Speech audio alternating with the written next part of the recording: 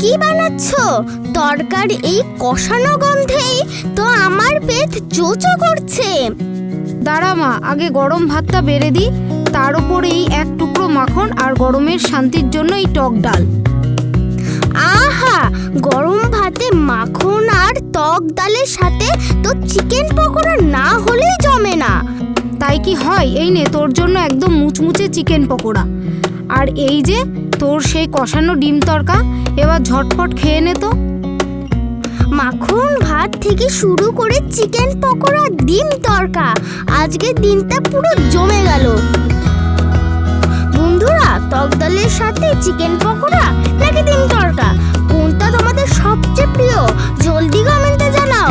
আর এক্ষুনি চ্যানেলটা like, subscribe, share করতে ভুলো না কিন্তু।